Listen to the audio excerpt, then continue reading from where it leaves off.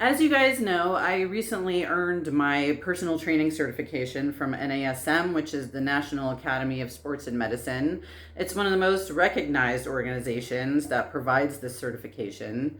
And there are a lot of people getting their certifications these days. It's a very popular vocation because so many people want to get into shape. So I wanted to help you figure out how to hire a personal trainer that will work for your specific goals. So there are basically three ways that you can find a personal trainer. There's your local gyms, which most of them offer personal training these days. And there's a lot of fitness apps now that are good and that offer personal training services for an extra cost. And then, of course, you might know somebody, a friend or a family member or somebody you work with who recommends a personal trainer to you. Now, just because a personal trainer works for somebody else doesn't necessarily mean that they're going to work for you. Because everybody has their own fitness goals and their own methods and their own psychology, and there's so many different aspects that go into successfully training a person to get into shape. So let me start by talking a little bit about the certification itself. I got mine from NASM, and I had to do a course that lasted about 3 months, and at the end of that, I had to take a proctored exam, which was accredited, and then I got my certification, and that certification lasts for 2 years. So now that you understand a little bit about the certification, let's talk about the various ways that you can hire a personal trainer. So there's your local gyms, of course, which most of those these days offer personal training services. A lot of fitness apps now offer personal training services. And then, of course, a family member or somebody you work with or a friend might recommend someone to you. But just because a personal trainer works great for somebody else doesn't necessarily mean that they're going to work great for you. So that's what I want to move on to next, is how to choose a personal trainer. So one of the benefits of picking a personal trainer from a fitness app or a gym is that they're already vetted. So you don't actually have to do much vetting yourself. If you get a personal reference, I would highly recommend just maybe doing a background check and just see if there's a history of like lawsuits or something like that. Because you, of course, don't want to get involved with a trainer who doesn't know what they're doing or maybe doesn't have their certification anymore. So anyway, I do recommend definitely going through gyms and fitness apps. When you're considering a specific personal trainer to sign up with, I would highly recommend meeting with them in person or via video conference call, just so you can kind of get a feel for their personality and what their approach is.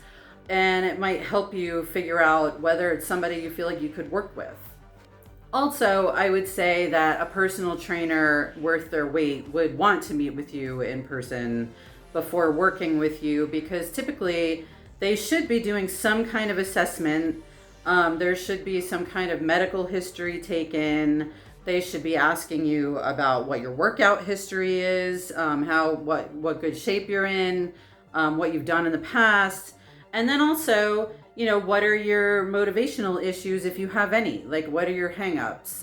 Because that's something that they kind of need to know too, to know how to work with you specifically as an individual, which is what you're paying for, after all.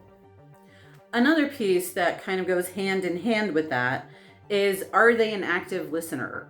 Do they ask you open-ended questions and then listen to your answers and reflect on what your answers are? It's really important that you sign up with a personal trainer that's not just trying to impose an agenda on you. You want them to really understand you and be able to understand what your goals are and help you get there. For example, a personal trainer worth their weight might ask you something like, what kinds of issues have you had in the past with motivation? And allow you to answer that question fully. Whereas a personal trainer that maybe has a personal agenda might ask you something like, why haven't you gotten into shape before now? Or, why are you so overweight? Or, why have you had such a hard time losing weight? Or something like that. That's like more judgmental, and it's not really helpful, and it doesn't really provide any information for anybody that's at all in any way helpful. If you are a little bit out of shape, or you haven't worked out in a really long time, you don't really know what the trends are these days, but you do want to do some strength training, what you're looking for is your trainer to use progressive overload, which basically means that you start where it's a little bit challenging and then you go up as you get stronger. If you have expressed that you want to do some weight training, but you also expressed that you haven't worked out in a really long time and you feel like you're a little bit deconditioned, you don't want your trainer to have you deadlifting 100 pounds in the first session, right? So if your trainer is doing something like that and you feel like it's a little bit too much, it's overwhelming, or the next day you can't walk, or lift your teacup, and then I would suggest that what you should do is at least first give the trainer a chance and express your concern to them and see what their response is. But in some cases, you might find that, they take your concern as amotivational and they want to push you harder. And in that case, I would say probably you should find somebody different. Just like finding a doctor or a therapist, hiring a personal trainer is a really individual journey, and I hope that you'll do it with care and thoughtfulness. Happy getting into shape!